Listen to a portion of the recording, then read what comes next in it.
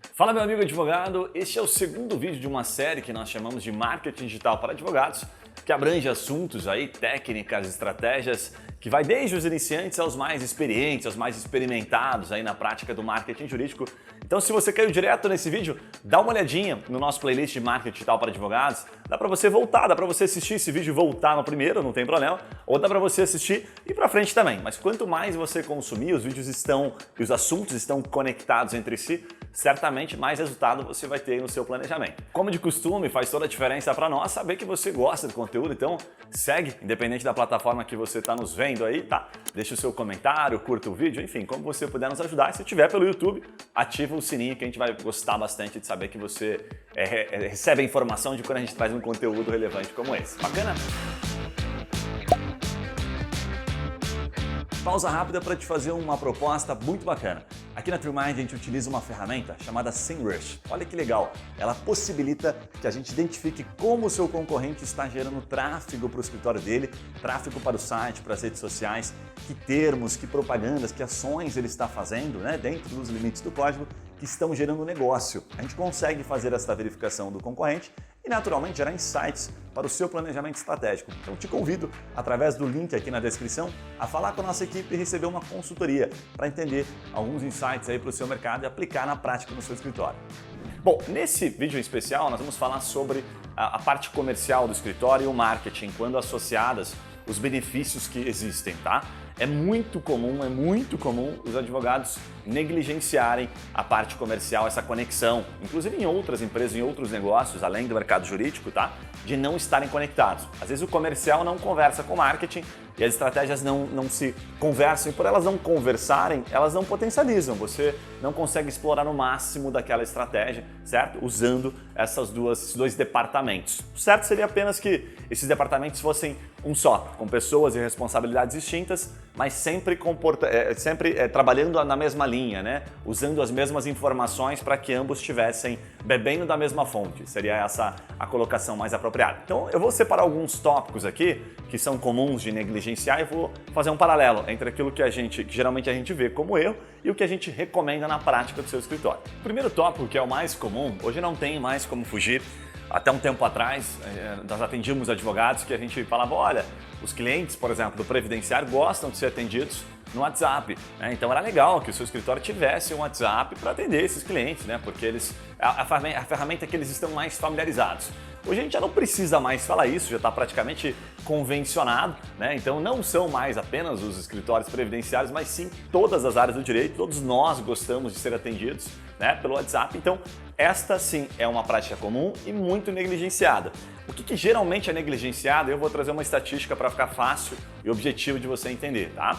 O tempo de atendimento, o tempo de resposta para um cliente novo deve ser muito rápido. A gente gravou recentemente um podcast com uma empresa chamada OmniChat, que é muito boa, diga-se de passagem, tá? Uma empresa certificada pelo Facebook. Ele compartilha um dado que eu achei sensacional. Ele diz que as empresas elas perdem até 90% da conversão, né, num raio de 2 minutos de tempo de resposta a partir do primeiro contato até 2 horas. E depois de 2 horas esquece 90% para frente. Realmente o cliente que compra é se ele estiver muito interessado. Então olha que louca essa informação e que complexa. Porque ao mesmo tempo que se você está fazendo uma ação de marketing e está caindo, né, no celular de um advogado que está sempre em audiência, que está sempre em reunião com o cliente e não consegue ter essa velocidade na resposta, pode ser que você deixe muito negócio na mesa. Como é que você pode avaliar isto? A gente vai falar sobre isso nas próximas aulas, mas basicamente um funil. Quantos clientes entram, quantos viram reuniões, né? Você tem esse dado real aí, você sabe esse percentual e quantos viram negócios. É muito, mas muito comum os advogados, os escritórios. Isso não é um problema restrito apenas aos advogados menores, né? Aos escritórios menores, mas às grandes bancas também. Velocidade no atendimento, experiência do usuário, como a gente chama. Só para dar um exemplo simples, a grande maioria dos escritórios que vem resultado, né, que conseguem prospectar, que conseguem de fato gerar negócio, retorno desse investimento a partir do marketing, eles têm um time de atendimento. E esse time de atendimento geralmente não é formado por advogados. Por que isso? Porque os advogados têm um custo, têm um valor muito expressivo para a banca, então geralmente eles colocam pessoas que sabem fazer aquela primeira conexão e não entregar uma informação técnica jurídica, porque isso nem é permitido e nem é recomendado pela OAB, correto? Esse é o primeiro ponto. O segundo ponto que é legal é a falta de registro. Parece uma coisa óbvia, mas se você não registra, se você não, né, não coloca aquelas informações em uma planilha, em um papel, né, por exemplo, quantas pessoas entraram em contato, de que áreas, sabe, quando elas entraram em contato, quantas por mês entraram em contato, quantas viraram visita, certo? Quantas fecharam negócio. Se você não faz esta lógicazinha simples, eu vou recomendar para você apenas 3 pilares, né? Então, primeiro, quem entrou em contato, quem são essas pessoas, qual que é o interesse, né, dentro daquela campanha que você está fazendo, certo? Se seja ela lá previdenciária, trabalhista, a gente vai falar mais para frente sobre isso, né, empresarial e outras áreas do direito. Quantas entraram em contato? Que dia elas entraram em contato, né? A causa era interessante? Mapeia isso. E o segundo ponto é quantas viraram reunião, porque daqui a pouco você começa a ter um monte de contato, mas você sabe quantas viraram reuniões? Você sabe aonde você tem que trabalhar no teu funil? Pode ser que, por exemplo, 100 pessoas entrem em contato e 20 viram reuniões. Quantas convertem a partir das reuniões? Metade? Então você vai ter, por exemplo, de 100, 20 viram reuniões, 10 pessoas convertem, você vai ter 10% de conversão sobre o total. Isso vai nos dar uma noção muito clara de quanto está custando trazer cada um desses leads e quanto está custando o cliente final para o seu escritório. Tá? Isso é tudo, é o ouro, literalmente, tá? Esta informação. Então, começar a mapear de 1, 2, 3 clientes, até 100 clientes e mais, é fundamental. Se você não mapear, se você não tiver estatística, certamente você vai ter bastante dificuldade de tomar decisões de maneira rápida e estratégicas. Bacana? Terceiro ponto, que é a falta de registro dessa ação, né? Que traz cliente qualificado e que gerou negócio. Eu estou isolando ela um pouquinho dentro desse contexto, porque quando você isola e sabe que cliente foi qualificado, daqueles todos que você mapeou e que gerou de fato negócio, que não gerou negócio, fica fácil de você retornar para a equipe de marketing e dizer, olha, você trouxe bastante lead, que é uma coisa muito comum, mas os que viraram negócio foram esse aqui. Porque é muito comum, tá, no marketing, essa confusão com o comercial. Tem muita ação que gera muito lead. Lead, eu vou abrir um parênteses, caso você não saiba, não tem problema, se você é iniciante. Lead é uma oportunidade de negócio, certo? Lead, oportunidade de negócio, entenda simples assim. Então é muito comum gerar oportunidade de negócio, mas cliente desqualificado. E aí do que adianta, né? Então às vezes a gente fica muito contente, certo? A gente como agência vai lá e entrega um monte de cliente para o advogado, mas ele não fecha nenhum. Então vai chegar um momento que você vai estar realmente desgastado, vai dizer, cara, é muito legal o trabalho de você, mas eu não fecho negócio. Tem um problema aí. Então separar isto e saber o que é qualificado, o que de fato fechou o negócio, é fundamental, porque senão você de fato não sobrevive. E aí eu quero compartilhar uma outra estatística que é super legal, a gente vai falar também um pouquinho sobre ela na estratégia de outbound, que é, abrir um parênteses aqui, explicando o que são esses termos, né? Que às vezes você chega aqui de paraquedas e não sabe, é a prospecção ativa, né? É um nome usado pelos marqueteiros aí, certo? Então, a estatística que eu quero compartilhar com você é uma estatística sobre follow-up. Follow-up, que a gente chama, é passar uma proposta literalmente, tá? E dar continuidade neste contato com o cliente, falar com o cliente mais vezes. Esse número me deixou muito assustado quando eu vi, porque é uma estatística praticamente meio genérica de vários segmentos, e ela dizia o seguinte, tá? Quando você manda uma proposta para um cliente, você faz um follow-up, as suas chances de venda aumentam em 10%. Quando você faz 2, 3, 4, 5, eu vou fazer o desenho direto aqui, a linha do tempo direto, até o quinto follow-up, você aumenta em até 80%, 80, 90% as suas chances de conversão. E eles fizeram esta amostragem em diversos segmentos e fica óbvio quando a gente fala isso, quando a gente lembra isso, né, entende essa informação, porque a grande maioria de nós não tem, às vezes, paciência de fazer tanto follow-up, né, de falar tanto com o cliente. E quando a gente fala follow-up, não é simplesmente assim, fazendo um follow-up de depois de 2 dias, 3 dias, mas às vezes esperar o tempo do cliente. Pensa numa empresa, pensa você é um advogado empresarial.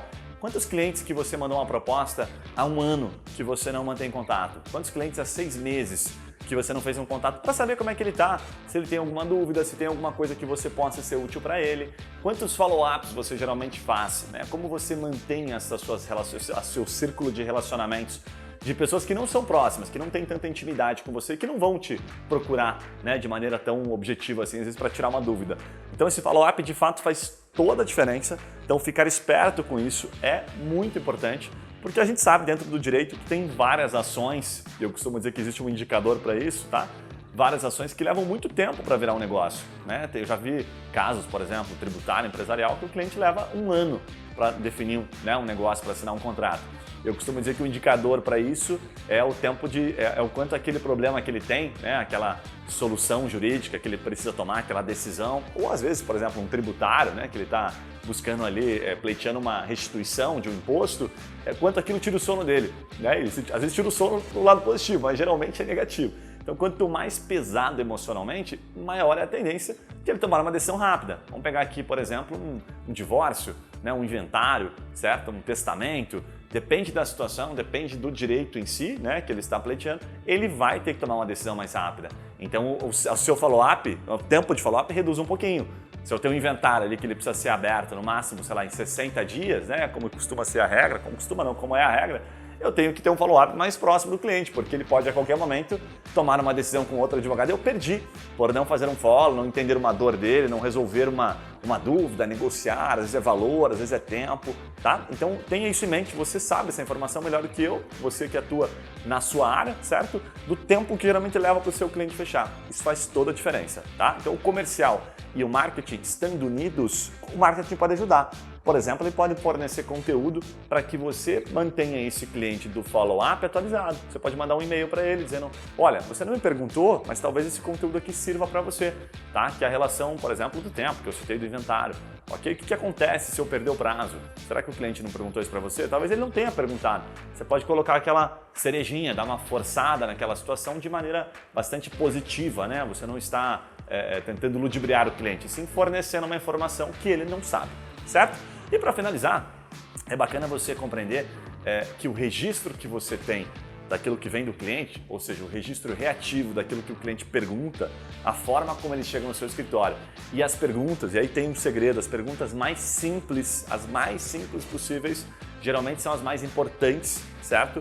Elas são fundamentais que você registre, que você separe esses questionamentos e compartilhe com a equipe de marketing. Por que isso? Bem simples. Se aquela pessoa tem aquela dúvida, certo? E aquele problema, né, como eu falei no primeiro vídeo, ele é intrínseco da sociedade, é um problema comum no direito, é um problema amplo, certamente outras pessoas têm a mesma dúvida. Então olha que informação valiosa. E é raro, posso deixar claro para você que é raro os advogados compartilharem, anotarem a pergunta do cliente. Então, se você faz as suas próprias ações ou se você tem uma equipe, separa isso. Pede para a tua equipe de atendimento, pede para os seus advogados que fazem a parte comercial, né, o que atendem o cliente, separar as perguntas mais simples possíveis, porque isso serve muito, tanto para fazer um impulsionamento, tanto para fazer um conteúdo, para fazer uma publicação na rede social. Isso tem muito valor e você não faz ideia do quanto. Tanto que para a gente... às vezes quando a gente pergunta para o cliente, fala, olha, puta, você resolve que tipo de problema, né? Que solução jurídica que você oferece? Ah, eu ofereço a solução XYZ. E quando a gente pergunta para eles, ele fala um termo técnico aqui, tá? A gente pergunta para ele, ok, mas como a pessoa chega até você? Que problema que ela tem que ter? E tenta fazer com que ele simplifique para que a gente extraia dele, que ele tem mais informação. O advogado geralmente não consegue, porque ele já não consegue mais raciocinar, né? Ele fica muito no juridiquês, esquece a essência, esquece de pensar na experiência do usuário, que é o mais importante, que é a informação que a gente, como réis mortais aí, que não são tão entendidos do direito, não tem. Então, a grande maioria não sabe tecnicamente o que você sabe, então você deve se posicionar sempre como um leigo e registrar isso, porque vai fazer toda a diferença. Bacana? Bom, espero que você tenha gostado. Se você chegou até aqui, tem alguns outros vídeos desta série que nós vamos falar, em especial essa do Outbound, técnicas aí que eu vou explicar para você prospectar ativamente, tá? Ativamente os seus clientes. Eu vou ensinar por que esse ativamente, por que eu faço esse sinalzinho para você. E a escolha também do foco, do nicho, né? Se é importante, se vale a pena, por que isso faz a diferença na hora de você fazer o seu planejamento e executar as suas ações. Combinado? Não esquece, deixa o seu comentário, deixa o seu likezinho aí e me conta se você gostou de mais este episódio aqui. Um abraço e a gente se vê nos próximos vídeos.